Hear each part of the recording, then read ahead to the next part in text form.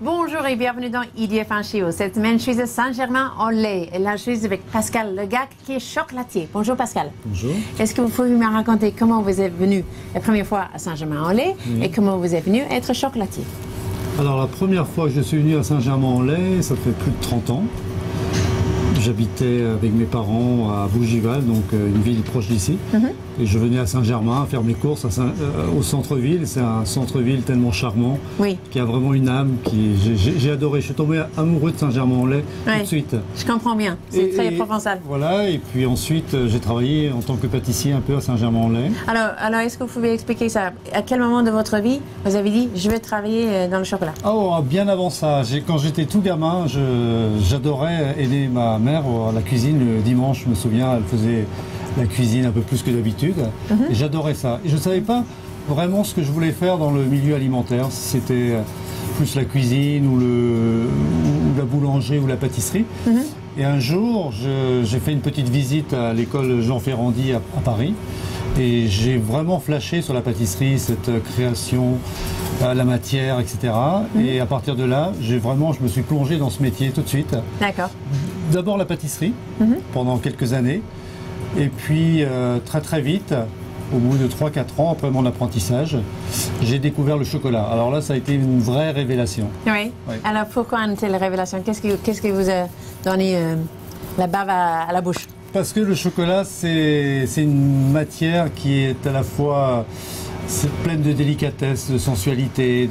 Quand on touche du chocolat liquide avec les mains, c'est une sensation assez difficile à définir. Mais moi, c'est toutes ces sensibilités que j'ai aimées tout de suite. En plus, j'ai appris ce métier de chocolatier dans une maison à Paris qui, à l'époque, n'était pas très connue parce qu'il y a plus de 25 ans de ça, c'est la Maison du Chocolat.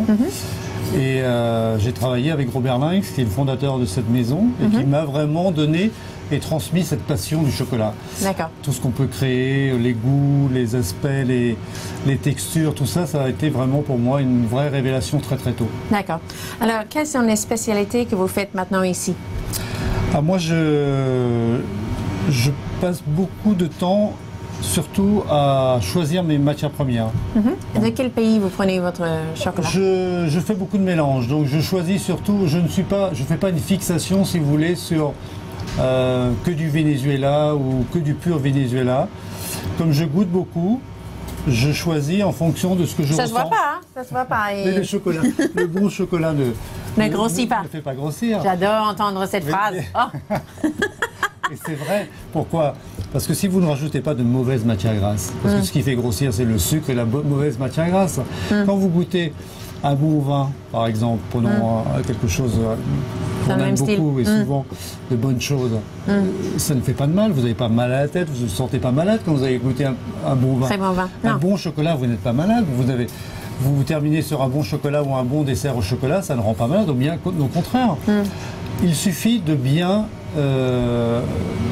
trouver le bon équilibre des goûts entre le sucre qui est nécessaire dans le chocolat. Parce que je dirais que le sucre, c'est un peu l'assaisonnement du chocolat. Sans sucre, c'est pas bon. Non. Trop de sucre, évidemment, ça tue les arômes du chocolat. Donc il faut cet équilibre.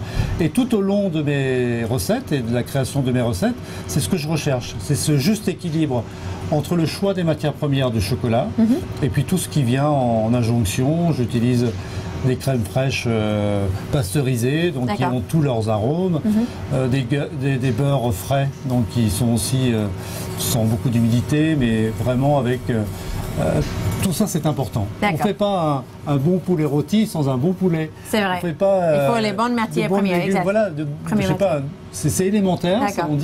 Je n'invente rien en disant ça, mais il faut le faire. Et il faut avoir le goût pour le faire. Très bien. Alors, ça s'annonce très intéressant. J'adore le chocolat.